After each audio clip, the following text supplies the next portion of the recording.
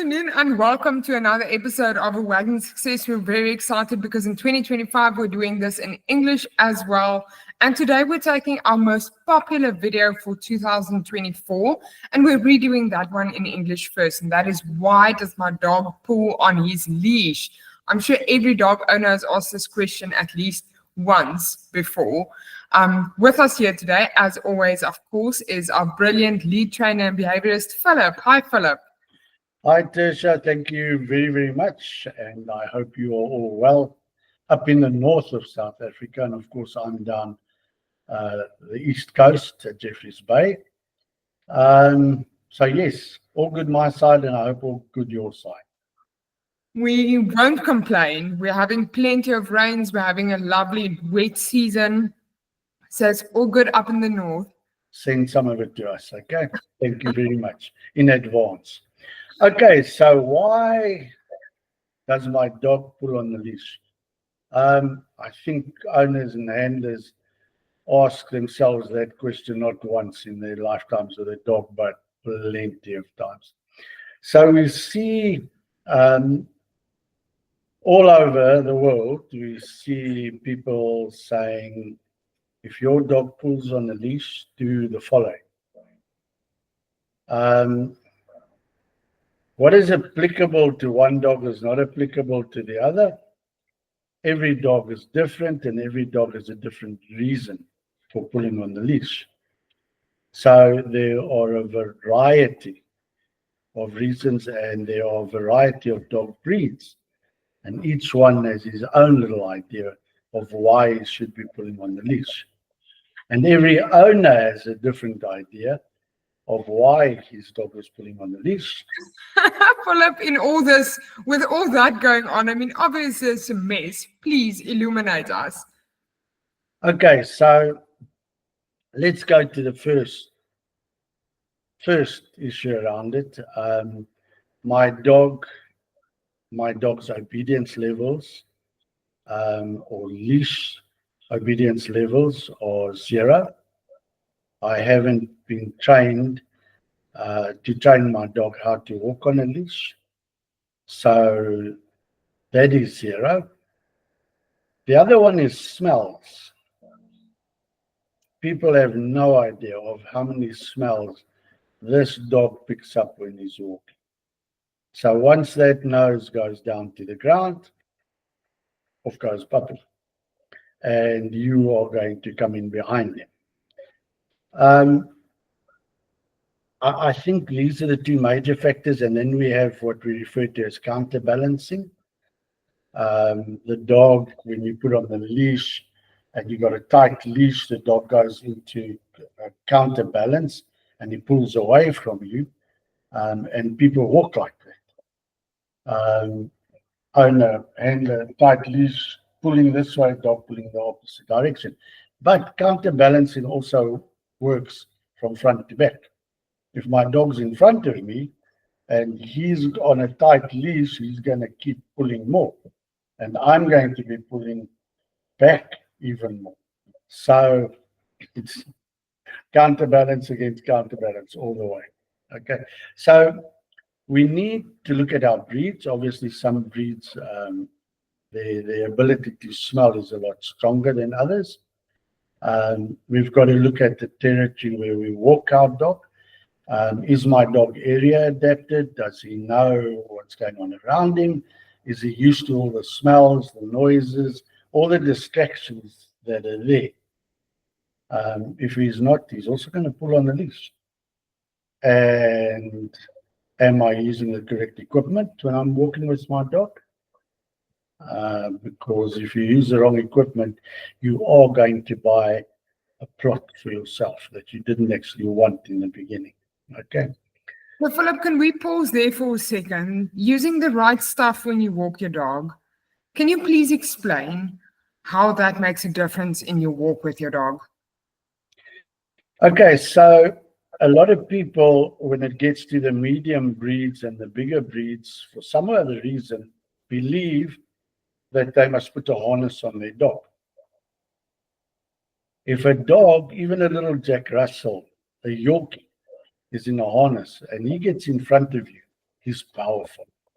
He's very strong because you are fighting his neck, his shoulders, his back, his hindquarters. You're fighting against everything, and he's fighting you as well. And if he's a bigger breed, you're going to have no control, nothing whatsoever. So a harness is for a well-trained dog that needs freedom of movement, that is working and is on a long line or a long leash. I use as an example landmine detection dogs, tracking dogs. They're in a harness. They are on a long line and they're leading the way. When I'm going for a stroll with my dog, he's not a trained dog. Then he has a check collar around his neck or a collar. I like the check collar because it's a standard collar. You have to have 2 fingers gap below the neck. Otherwise, he puts his head down, he goes into reverse, off he goes. So the check collar's got that little chain in it and it's adjustable. So you can adjust it so that it doesn't throttle your dog, but he can't get his head out of it. And then if my dog is walking beside me where he should be walking, I can pull him off balance. I can pull him to the side. So I've got control, where in the harness I've got no control. Okay, and believe you me, dogs get out of harnesses. Well, they're supposed to. That's the shocking part, is that people think harnesses are safer, but they're very much not, because a harness in its very nature is designed for a dog to be able to get out of it if they need to. Yeah. And I mean, you look at the modified harnesses today, that the special forces and stuff use. These things are bulletproof. They got cameras on. They got first aid kits that they carry. They've got everything on the harness. So these are for working breeds. And if you haven't got that trained working breed, don't put your dog in a harness. I think that's something that's very important to address. If your dog is untrained and they behave badly on a collar and their leash, they appear to be strangling themselves. They appear to be suffocating themselves.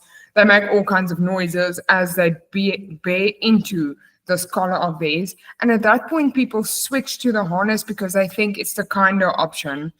But unfortunately, as Philippa said, now it's not the safer option.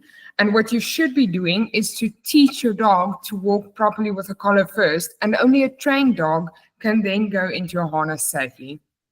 And people forget, you cannot put your dog even on a collar and take him out into the street and think, now I'm going to train him.